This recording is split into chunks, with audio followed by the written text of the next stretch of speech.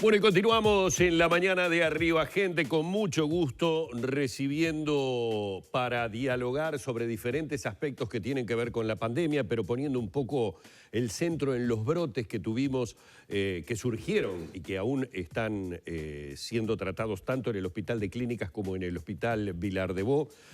Al doctor Homero Bañulo, infectólogo, muy amable por haber aceptado nuestra invitación. Un placer tenerlo en la mañana de Arriba Gente. No, gracias por vuestra invitación.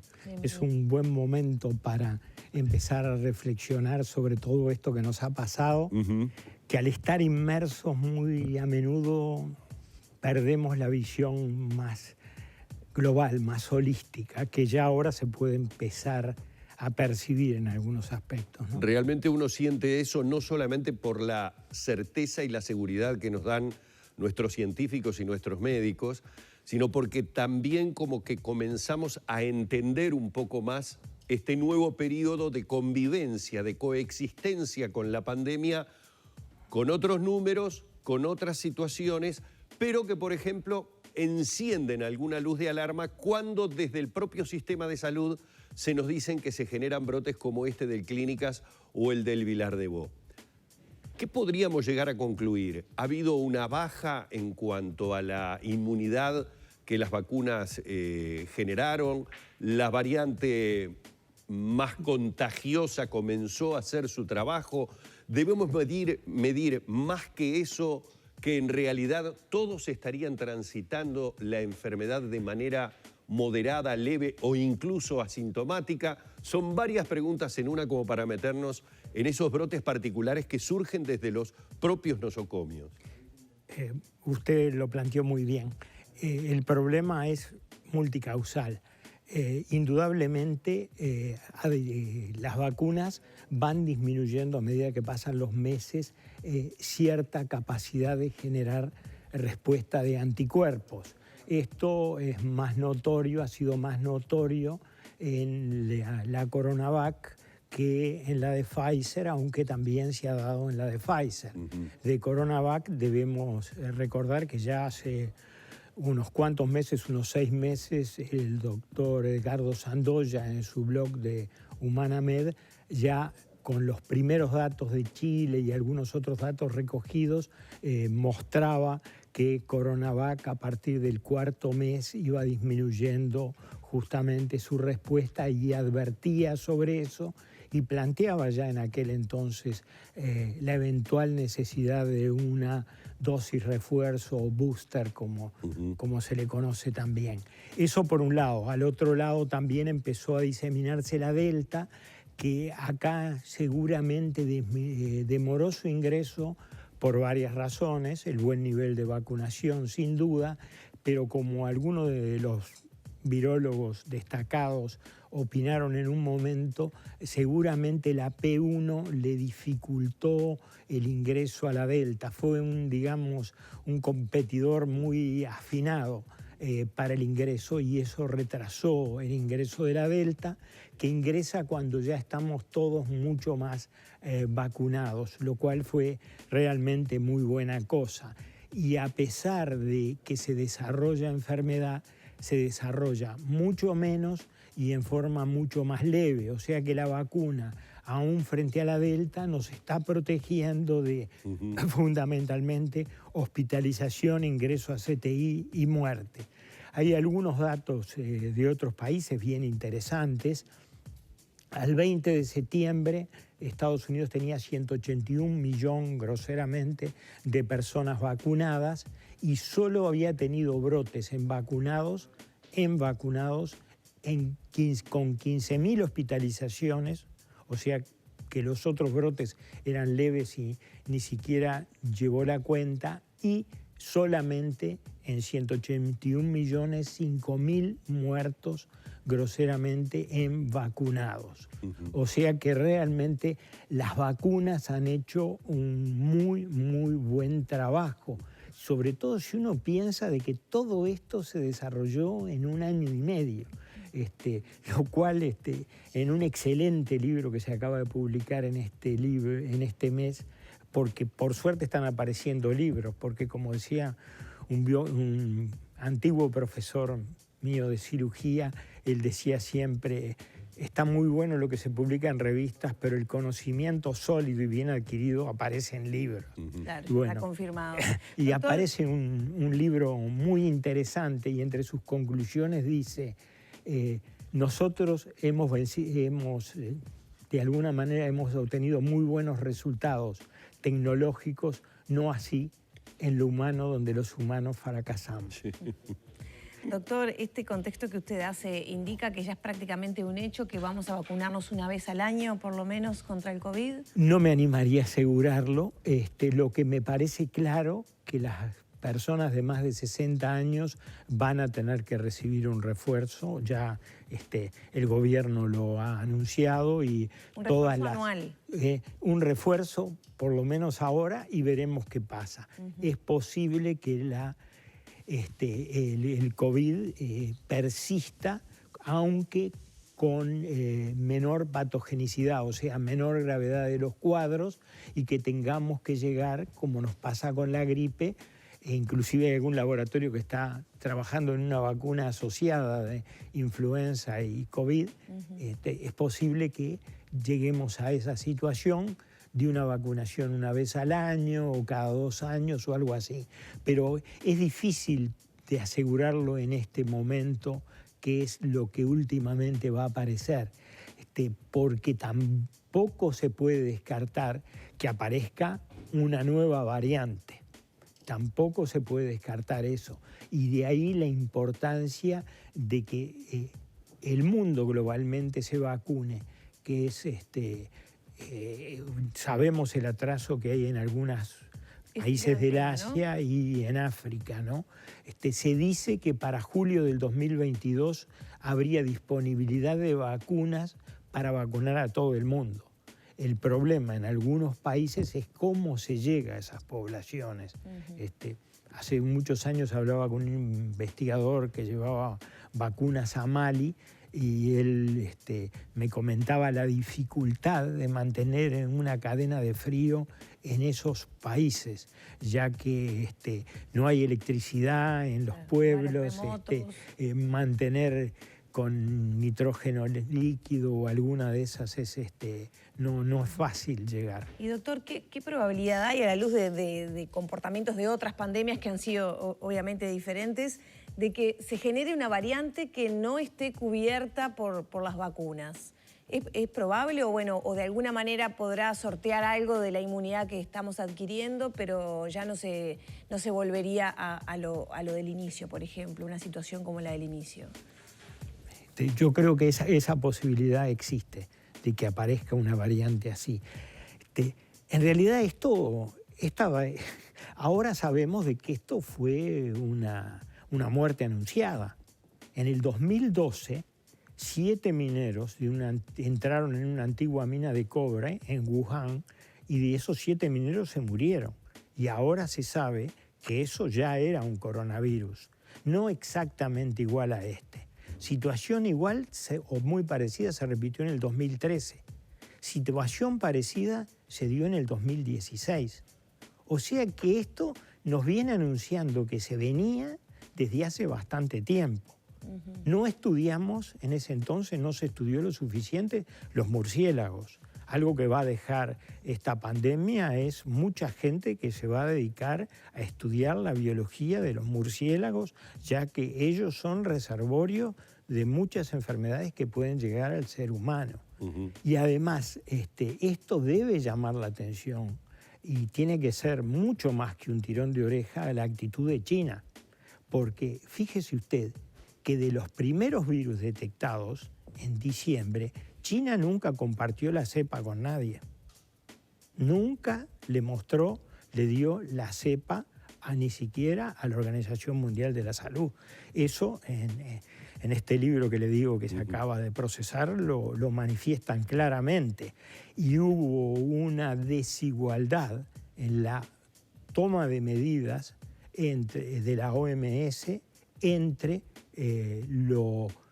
la defensa que se hizo de algunas actitudes de China y el ataque que se hizo a otros países que se les criticó fuertemente por tomar medidas de protección frente a pasajeros que venían de China.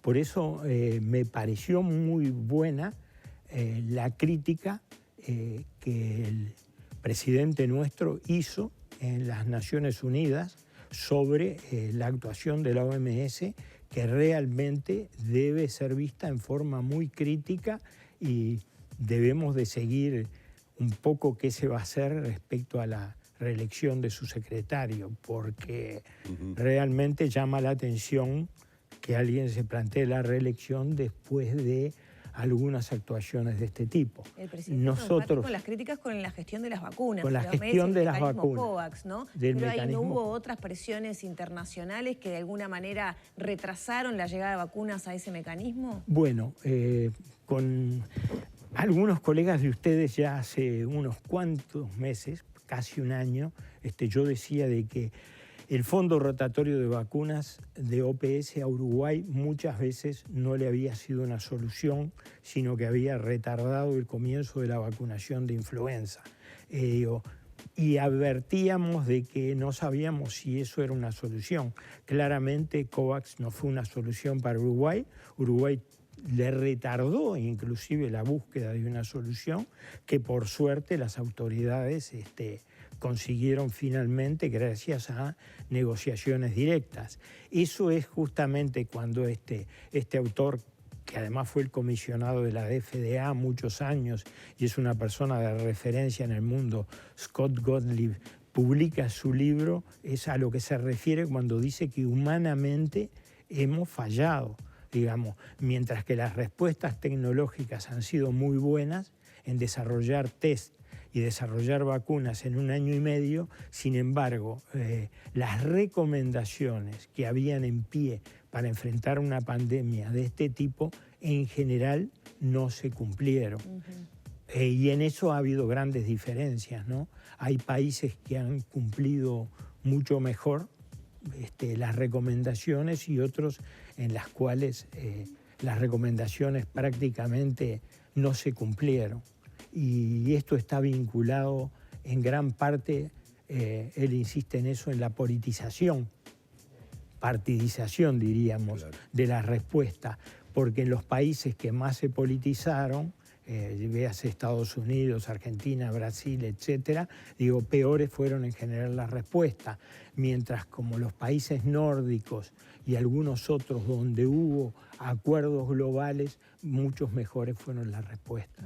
Doctor, 2 preguntas para entender lo que hasta ahora se sabe científicamente. Usted recién lo mencionó cuando dijo: vamos a tener que estudiar mucho más seriamente a los murciélagos. Digamos que, entre otras cosas, es porque los murciélagos no se enferman de coronavirus. Hay un tema con las citoquinas y no sé qué es lo que hacen los murciélagos, pero Batman no se enferma de coronavirus. La cuestión es ese estudio que usted dice que hay que realizar. Porque, a ver, para el común denominador de la gente, y lo digo desde mi absoluta ignorancia, ahí está la respuesta. Algo tiene el murciélago que lleva, algunos entienden que el coronavirus lo ha portado por más de 40, 70 años y no se enferma. Pero no es tan fácil como decir, es esto e inyectárnoslo y de esa manera pasaríamos a curarnos. ¿Por qué no se avanza en lo que hace que cuando el virus salta del murciélago al humano se transforme en lo que se transformó? Bueno, lo mismo pasa, y lo sabemos, desde el virus influenza. Y lo que vamos a tener que tener mucho cuidado es justamente las enfermedades zoonóticas, o sea, que nos vienen desde animales y que no tenemos la distancia adecuada respecto a estos animales. Y de ahí la importancia de controlar determinados mercados, que no es solo el tema de los mercados húmedos que se habla en los países asiáticos, sino de controlar de alguna manera esa interfase entre animales y el hombre, y muy a menudo un agente intermediario. En este caso se plantea, aunque no hay seguridades del pangolino, digamos, pero que es una especie de, como la mulita nuestra, parecido a nuestra mulita, ¿no? Digamos, pero realmente es todo un área de trabajo y sobre todo muy importante de vigilancia, porque tenemos que mejorar nuestros mecanismos de vigilancia de estas situaciones para advertirlas y tomar medidas que encierren rápidamente el riesgo de estos patógenos. ¿Y qué quedó de la investigación que hace algunos meses se había realizado, creo que por parte de los laboratorios creadores de la vacuna, en este caso Pfizer y BioNTech, con respecto a la posibilidad, se lo digo en criollo, en común, de que en la médula se alojara con la vacuna como una suerte de memoria, que no fuera necesario el seguir vacunándose, sino que el ser humano a partir de determinado momento pudiera reconocer ese virus y ya tener los anticuerpos como para combatirlo? No sé si lo dije más o menos. Lo dijo perfecto, lo dijo perfecto. Eso pasa en general, digamos, porque cuando estamos hablando de booster o dosis refuerzo, muy a menudo lo que funciona como refuerzo es justamente el nuevo acercamiento con el virus, porque en ese momento, pese a que de repente no tengamos anticuerpos circulantes, hay células que tienen memoria selectiva y montan una respuesta tisular y de anticuerpos y nos protegen. En ese caso, si bien se puede mantener la transmisibilidad, va a haber una respuesta, que generalmente es entre el tercero y el quinto día, que va a impedir, y seguramente esto ha estado pasando, va a impedir la agravación del cuadro, va a impedir la gravedad del cuadro. O sea que haberse vacunado, esto también con la influenza, autores japoneses ya lo mostraron, vio que hay que vacunarse todos los años contra influenza porque es un virus muy variable, etcétera, etcétera. Pero inclusive si usted no se vacuna este año, pero llevaba varios años vacunado, aunque no es lo mismo, algún grado de protección tiene, aún frente a un nuevo virus. Claro. O sea que el hecho de haberse vacunado, siempre algo nos va a continuar protegiendo. De ahí la importancia de las vacunas, claro, en eso, ¿no?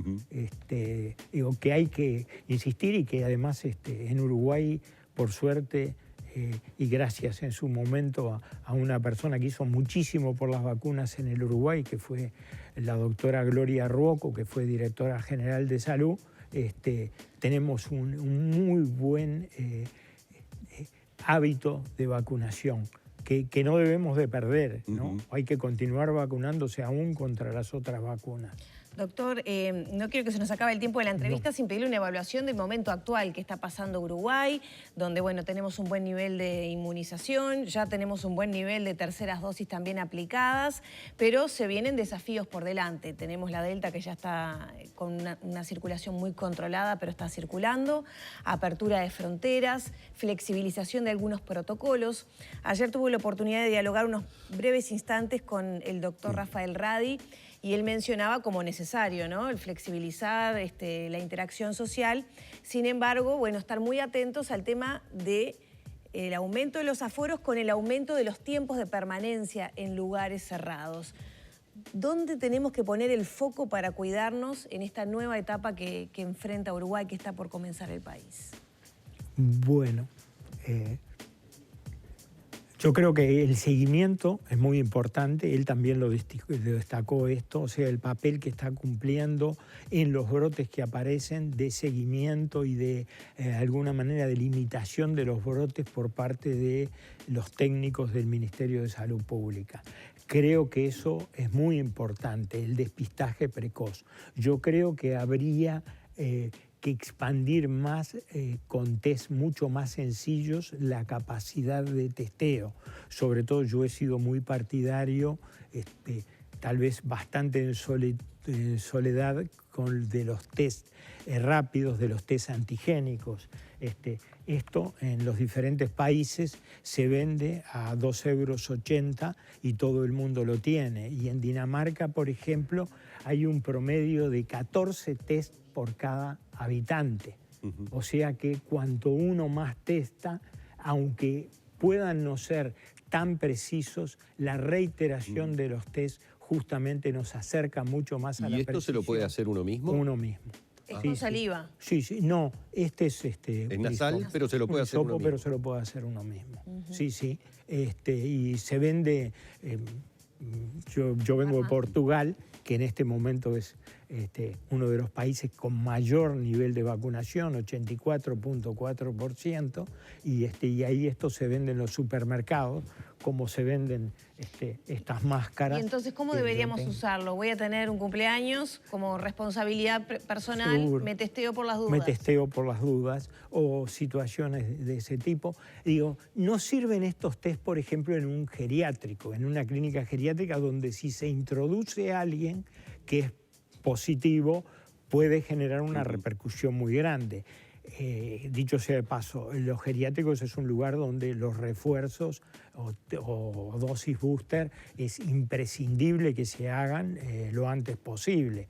Digo, también en los mayores de 60 años. Pero a nivel de las fiestas que se van a realizar, mismo de los ingresos de ciudadanos, etcétera, digamos, donde los riesgos son menores por ser poblaciones más sanas, llamémoslo así, menos frágiles, ahí estos test son de mucha ayuda. ¿Estos A son mí los que se me van a hacer en preocupa. las farmacias acá? Hay varios eso, tipos, ¿no? hay varios tipos. No sé si este será el que ingresará acá en la farmacia, cosa que se está dilatando un poco. Yo creo que Sí, pero allí con había toda una- esta abertura tendríamos Lo que pasa es que había una hacerlo. dificultad, que era el hecho de que el test debía ser realizado por alguien en la farmacia. Entonces, eso dificulta también la operativa del espacio, propio, una un persona. espacio, una Pero persona. hay mucha gente, si esto se instruye muy fácilmente. La gente del Ministerio de Salud ha instruido a gente a realizar los test ampliamente con excelentes resultados.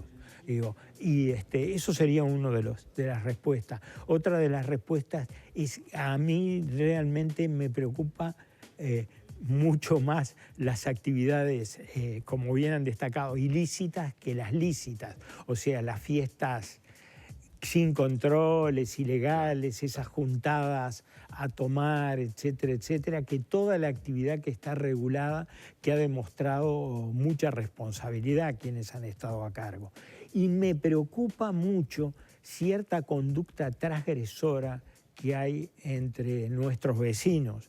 Yo no sé si usted recuerda, en un momento dado yo hablé que acá en Uruguay estaban llegando personas de nuestras fronteras con test truchos, lo cual generó, no acá, pero afuera, alguna repercusión muy estruendosa. Pero después se demostró que eso era así, a tal punto que Aerolíneas Argentinas bajó gente de aviones por detectar que los resultados eran truchos. En esas circunstancias, gente que realmente viene de transgredir, y nosotros vimos aglomeraciones en nuestros países vecinos con gente que transgredía, eso realmente a mí me preocupa. ¿Deberían ser cuarentena los 7 días a la espera del segundo hisopado? No guardado? vendrían entonces si hay condiciones económicas muy importantes, y sin duda que el turismo ha sido de lo más afectado de este país, pero de alguna forma a lo mejor a esa gente hay que reiterarle algún tipo de test rápido o algo así, de ahí la utilidad. Ahí esta sería una buena de ahí solución. la utilidad, esa sería, porque además en la reiteración la positividad aumenta. Claro. Ya Eso tenemos que está cerrar, pero bien breve. Tapaboca sí, tapaboca no, ¿en qué circunstancias en este contexto? Porque ahora yo empiezo a ver que ya hay dudas. Si estoy al aire libre, no sé si lo uso, pero depende de la proximidad del otro. Ese tema nos daría para un Yo lo vi rato guardar muy larguísimo. prolijamente su tapabocas en la bolsita para que no se contamine con las superficies. ¿Cómo debemos usarlo? Yo creo que al aire libre, yo creo que no va a haber necesidad de tapabocas ya en lo inmediato. Creo que en los lugares donde estamos aglomerados, transporte público, espectáculos públicos, donde no podemos mantener la distancia, yo creo que va a ser necesario.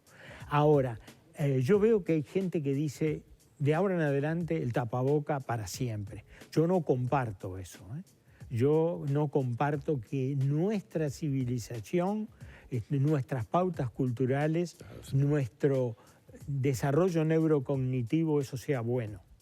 Digamos, no hay que olvidarse que nosotros tenemos de alguna manera un módulo cerebral dedicado a reconocer la intención del otro y reconocer las actitudes del otro, y que eso se basa en gran parte en verle la cara y controlar los movimientos oculares.